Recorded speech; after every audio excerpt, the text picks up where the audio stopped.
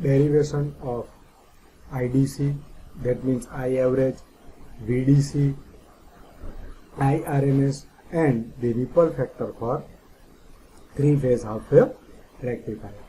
Here you can see the output waveform of three-phase half-wave rectifier.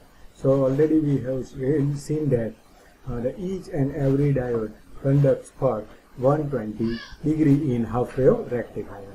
Now the diode will turn on at pi by 6 degree, that means 30 degree, and it will turn off at 5 pi by 6, that means 150 degree. That means the diode conduct during this period pi by 6 to 5 pi by 6.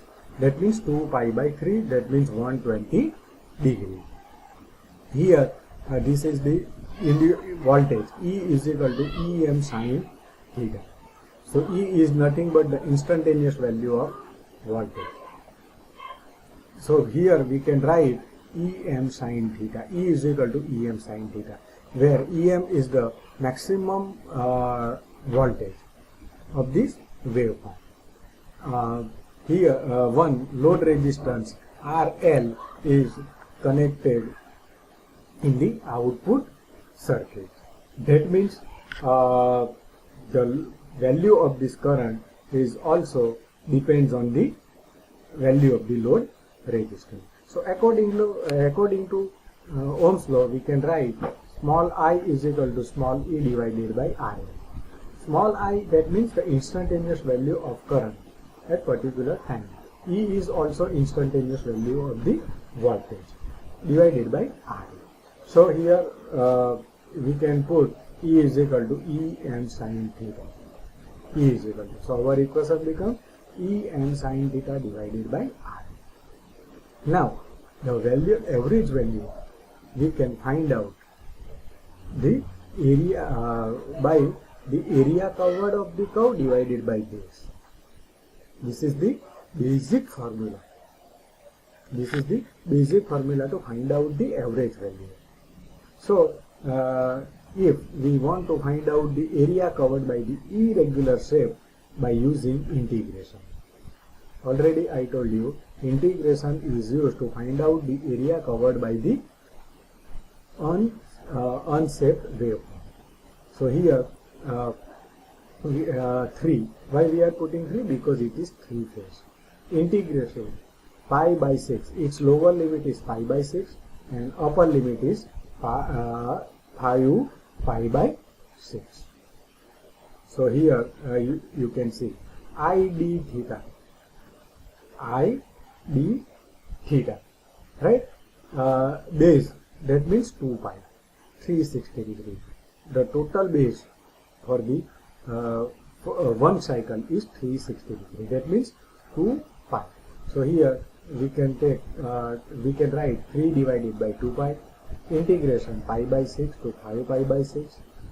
Put value of I is equal to Em sin theta divided by RL and d theta. So the value of current is depends on the theta. So that's why we are taking integration with respect to this theta. So here Em and RL independence to the variation of theta. That means there is no effect of change in theta on the value of Em and RL. So here we are taking is taken as a common. So 3 Em is equal to 2 pi by 2 pi RL. Integration pi by 6 to 5 pi by 6 sin theta d theta. Here the sin theta is equal to minus cos theta. It is an integration of sin theta. Sin theta is equal to minus cos theta. So our equation becomes 3 Em divided by 2 pi RL minus cos theta, lower limit pi by 6, upper limit 5 pi by 6. Just put the value of theta is 5 pi by 6 and in second it is put value pi by 6 theta in this equation. So here minus we are taking common. So minus 3 Em divided by 2 pi RL. Here put the value of theta is first 5 pi by 6. So cos 5 pi by 6 minus here minus cos pi by 6. Now just put the value of pi by 6 and pi by 6 in this equation, and if we solve the equation we will get 0.827 em by r. And already we have familiar em is equal to root 2 by e. That is the RMS value. It is the RMS value. That means already we have seen E is equal to em by 2. Em is maximum value. Do you understand? So the value of maximum value is always greater than the value of this A. So here em is equal to, we can write root 2 into E. So IDC is equal to, here IDC is equal to, what happened? 0.827 root 2 into E. Here we can write divided by RL. Just we can put the value. Em is equal to root 2 by E. So our equation becomes IDC is equal to 0.827 into root 2 into E divided by RL. If we solve, we will get 1.17 E divided by R. So we can write IDC is equal to 0.827 Im by RL or 1.17 E by RL. So from this equation, if you are having value of E, you can find out the value of IDC. If you are having the value of maximum EMF or maximum voltage, then you can also find out the value of IDC by using this equation. Now already according to Ohm's law we can write V is equal to I into R. So if we want to find out the value of IDC is equal to IDC into RL. Already we have find out the value of IDC, just put the value here, 0.827 em by RL into RL. RL cancel. So EDC is equal to 0.827 em. And em nothing but root 2 into E. So EDC is equal to 0.827 into root 2 E. That means 1.17 E. So the value of EDC is equal to 0.827 em or 1.17 E. Now, how to find out the RMS value? So to find out the RMS value, here root means square. That means the whatever value you want to find out takes its square and whole root. That's why it is called RMS value. So IRMS, it is nothing but under root 3 integration pi by 6 to pi by 6 I square d theta divided by 2 pi. Divided by 2 pi. So here 2 pi we can write under root 3 divided by 2 pi in bracket integration pi by 6 to 5 pi by 6. Just put the value of I is equal to em sin theta. So em square sin square theta divided by RL square d theta. Here we can write 3 em square divided by 2 pi RL square in bracket integration pi by 6 to 5 pi by 6 sin square theta d theta. And the integration of we cannot direct any equation for integration equation for sin square theta. So we can write sin square theta is equal to 1 minus cos 2 theta divided by 2 d theta. So we can write under root 3 em square divided by 4 pi, here 2, multiply this 4 pi RL square in bracket integration pi by 6 to 5 pi by 6 d theta minus integration pi by 6 5 pi by 6 cos 2 theta d theta. So if 1 d theta, that means the integration is theta, and cos 2 theta is nothing but sin 2 theta by 2 d theta. Now here you can put the value theta here, 3 em square divided by 4 pi RL square, first 5 pi by 6 minus pi by 6. Here 1 upon 2 taken common, sin 2 into 5 pi by 6 minus sin 2 into pi by 6. Just put the value our put the value here. So 3 em under root 3 em square divided by 4 pi RL square. Here 2 pi by 3. This is the answer for this term. Minus 1/2 under root minus root 3 by 2 minus root 3 by 2. So if we solve the equation, we will get 0.838 em by RL. So IRMS is equal to 0.838 em by RL. And you can also write ERMS. Similarly, you can find out ERMS is equal to 0.0838 em. Already we have seen IRM, that means IRMS V is equal to IRMS into RL. RL cancel. Now find out the ripple factor. Ripple factor, that means gamma under root RMS square divided by IDC whole square minus 1. Just put the value of RMS and IDC. Already we have find. So we will get 0.70. 0.70.